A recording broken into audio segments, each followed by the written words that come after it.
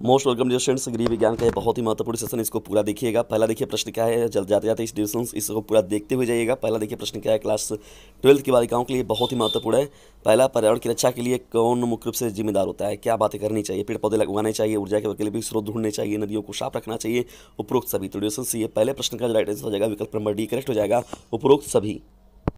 चलिए बढ़ते हैं दूसरे प्रश्न की ओर। दहेज रोधक अधिनियम कब बना था?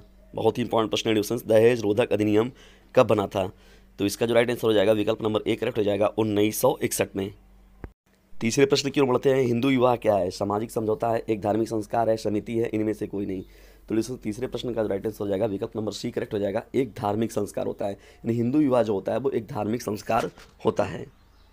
चौथे मोस्ट इंपॉर्टेंट प्रश्न की ओर बढ़ते हैं। व्यायाम से श्वसन क्रिया क्या होती है? गहरी, उथली, तीव्र, स्फूर्ति। तो दोस्तों देखिए यहाँ पर जो व्यायाम से श्वसन क्रिया जो होती है मुख्य रूप से अगर देखा जाए तो उसमें क्या होता है, गहराई मतलब तो तीव्र के तौर पर देखने को मिलता है। ठीक है, हृदय जो गति देखने को बढ़ता है। तो यहाँ पर चौथा प्रश्न बहुत ही महत्वपूर्ण हो जाएगा डिस्टेंस। बढ़ते हैं पांचवें प्रश्न की ओर। दहेज को उर्दू में क्या कहते हैं? दहेज को उर्दू में क्या कहते हैं? जहेज, वरदक्षिणा, सौगात, इनमें से कोई नहीं।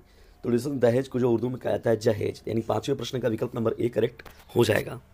बढ़ते हैं छठवें प्रश्न की ओर। एकाकी परिवार में कितनी पीढ़ी के सदस्य होते हैं? 1, 2, 3, 4। तो लिसन, छठवें प्रश्न का जो राइट आंसर हो जाएगा विकल्प नंबर सी करेक्ट हो जाएगा, 2 पीढ़ियों के सदस्य होते हैं। सातवें मोस्ट इंपॉर्टेंट प्रश्न की ओर बढ़ते हैं। शरीर का संतुलन किसका कार्य है? न्यूरॉन का, प्रोटॉन का, तंत्रिका कोशिका का, अनुमस्तिष्क का।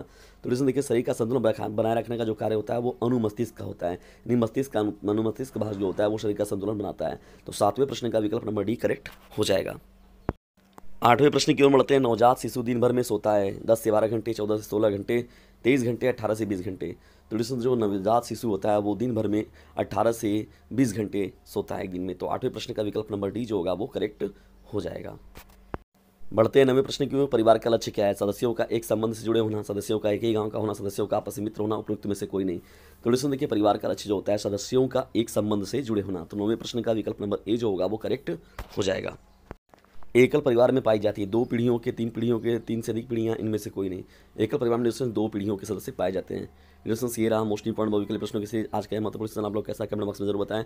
और ये बहुत सारे मोस्ट इंपॉर्टेंट मैंने गृह विज्ञान के लेक्चर ऑलरेडी दे रखे हैं, उन सभी को एक बार रिवाइज मार लीजिएगा आप लोग, तभी जाइएगा अपने बोर्ड एग्जामिनेशन में एग्जाम देने। मिलते हैं जल्दी नेक्स्ट वीडियो में, तब तक के लिए टेक केयर, बाय, जय हिंद, जय भारत। और डिस्कशन शाम को आप लोगों के पेपर का डिस्कशन भी किया जाएगा। जल्दी मिलते हैं, तब तक के लिए टेक केयर, बाय, जय हिंद, जय भारत।